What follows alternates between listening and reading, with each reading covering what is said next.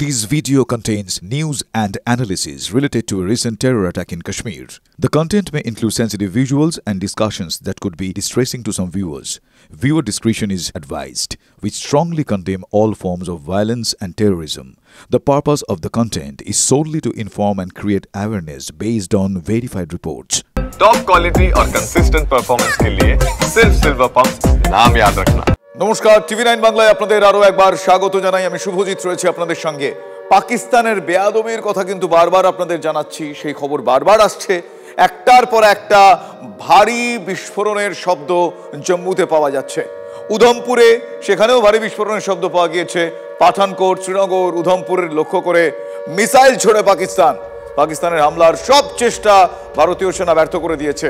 দেবেও লাগাতার সাইরেন বাজছে জম্মুতে। এলওসির ওপার থেকে আখনুরে গোলাগুলি পাকিস্তানের।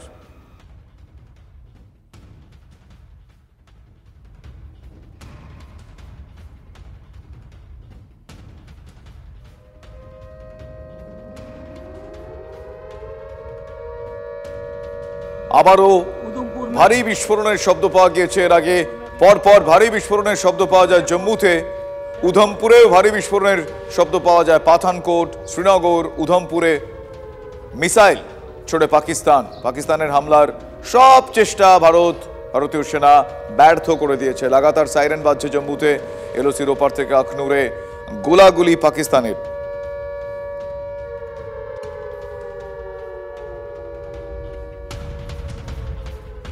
পাকিস্তানের বেয়াদবি লাগাতার চলছে। পরপর ভারী বিস্ফোরণের শব্দ পাওয়া যাচ্ছে জম্মুতে।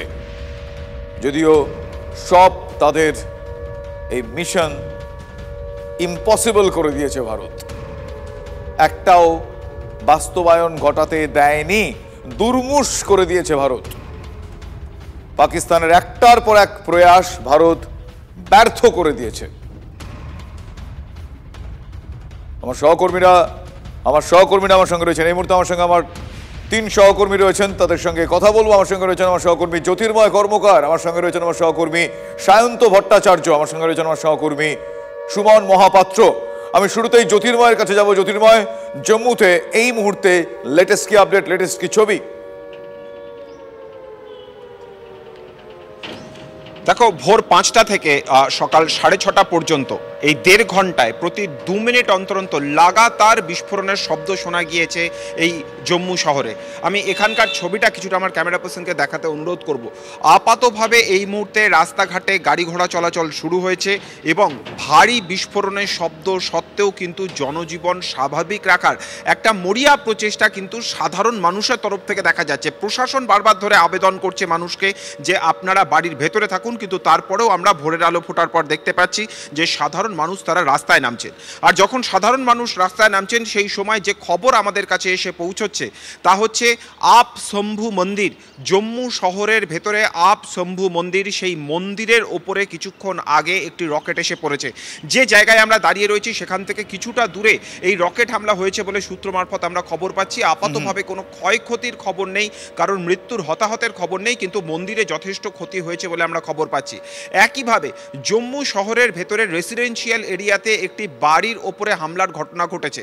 আপাতভাবে সেই জায়গা থেকেও কোনো হতাহতের খবর নেই, কিন্তু সিভিলিয়ান প্রপার্টি, সিভিলিয়ান হাউস, সেই জায়গাগুলিতে আলাদা করে টার্গেট করা হয়েছে। দেখো, জম্মু শহরে যে অভিজ্ঞতা আজকে হচ্ছে সে অভিজ্ঞতা কিন্তু এক কথায় বেনজির অভিজ্ঞতা। তার কারণ এলওসিতে গতকাল রাতে আমরা যে কথা জানিয়েছিলাম, গতকালের আগের দিন যে কথা আমরা জানিয়েছিলাম যে রাজৌরিতে লাগাতার আমরা এই ধরনের শেলিংয়ের খবর আমরা শুনিয়েছি। আমরা সারা রাত কার্যত চোখের পাতা এক করতে পারিনি, কারণ যে কোনো সময় যে হোটেলের ভেতরে আমরা আশ্রয় নিয়েছিলাম সেই জায়গাতেও যে কোনো সময় শেলিং হতে পারত। কিন্তু জম্মু শহর তা আপাতভাবে কিছুটা নিরাপদ মনে করা হচ্ছিল। কিন্তু যে খবর আমাদের কাছে আসছে যে যেহেতু এই শহরের চারপাশে মিলিটারি ইনস্টলেশন রয়েছে, সেই কারণের জন্য এই জায়গাকে আলাদা করে টার্গেট করা হচ্ছে। আমি যে কথা কিছুক্ষণ আগে বলছিলাম আমি আরও একবার রিপিট করব। লিটারেলি প্রতি 2 মিনিট অন্তর অন্তর বড় বড় বিস্ফোরণের শব্দ এই জম্মু শহরের ভেতরে পাওয়া যাচ্ছে। এর মধ্যে অধিকাংশ ক্ষেত্রেই যেমন পাকিস্তানের হামলা রয়েছে, ঠিক তার পাশাপাশি বিভিন্ন যে ড্রোন হামলা হচ্ছে, মিসাইল হামলা হচ্ছে, সেগুলিকে ইন্টারসেপ্ট করে প্রতি মুহূর্তে প্রতিহত করা হচ্ছে। এর পাশাপাশি আমাদের কাছে যে খবর আসছে, শ্রীনগর এয়ারপোর্টের কাছে আবারও পাকিস্তানের তরফ থেকে ফতে-1 মিসাইলে হামলা করার চেষ্টা করা হয়েছে এবং সেই মিসাইলকে ইতিমধ্যেই কিন্তু ইন্টারসেপ্ট করে তা ধ্বংস করা হয়েছে। একইভাবে উধামপুরে সেখানেও ভারী বিস্ফোরণের শব্দ শুধু শোনা যায়নি, লোকালয়ের ভেতরে কালো কুণ্ডলি পাকানো ধোঁয়া কিন্তু দেখা গিয়েছে। অর্থাৎ বারবার ধরে যে কথা আমরা বলছি, পুঞ্চ, রাজৌরি, আখনুর, উধামপুর, জম্মু, কাশ্মীরের বিভিন্ন জায়গাতে, এমনকি পাঠানকোট থেকেও পাঞ্জাব থেকে খবর আসছে যে সব জায়গাতে একদিকে যেমন মিলিটারি ইনস্টলেশনের ওপর আক্রমণ করা হচ্ছে, তার পাশাপাশি সিভিলিয়ান এলাকাগুলোর ওপরেও লাগাতার আক্রমণের ঘটনা ঘটছে। এবং কখন থেকে এই ঘটনা ঘটছে সেই টাইমটাও যথেষ্ট গুরুত্বপূর্ণ। যে খবর আমাদের কাছে এসেছে যে রাওয়ালপিন্ডির নূর খান এয়ারবেস, এই নূর খান এয়ারবেসের পাশাপাশি এইখানে পাকিস্তানের জেনারেল মিলিটারি হেডকোয়ার্টার রয়েছে, যেটা অত্যন্ত গুরুত্বপূর্ণ। সেখানে ভারতের তরফ থেকে 3:45 নাগাদ হামলা করা হয়। এর পাশাপাশি ঝাং, পাকিস্তানের এয়ারবেস রয়েছে, সেই জায়গাতে হামলা করা হয়েছে। এবং চাকওয়াল এয়ারবেসে, মারোরি চাকওয়াল এয়ারবেস, সেই জায়গায় অ্যাটাক করা হয়েছে। এবং সবথেকে যেটা গুরুত্বপূর্ণ বিষয় তা হচ্ছে শোরকোট রফিকি, পাকিস্তানের গুরুত্বপূর্ণ এয়ারবেস, এবং এই জায়গাগুলোতে মূলত অ্যামিউনিশন ডিপো রয়েছে, যেখানে লাগাতার ভারতের তরফ থেকে মিসাইল হানা করা হয়েছে এবং প্রত্যেকটা মিসাইল হানা সাকসেসফুল বলে আপাতভাবে আমাদের কাছে খবর আসছে। আর এই ঘটনা যখন 3:45 থেকে 4টের মধ্যে ঘটেছে, তারপর থেকেই বেপরোয়া হয়ে উঠেছে পাকিস্তান। যখন আমরা কথা বলছি সেই সময় আমাদের কিছু সতীর্থ অন্যান্য চ্যানেলে যারা সহকর্মী, তারা কেউ বিভিন্ন জায়গাতে রয়েছে, আমাদের কাছে সূত্র মারফত যে খবর আসছে, পুঞ্চ, রাজৌরি, উড়ি সব জায়গাতে হেভি সেলিং হচ্ছে এবং এই হেভি সেলিংগুলো সবটাই হচ্ছে একেবারে সিভিলিয়ান এলাকার ভেতরে।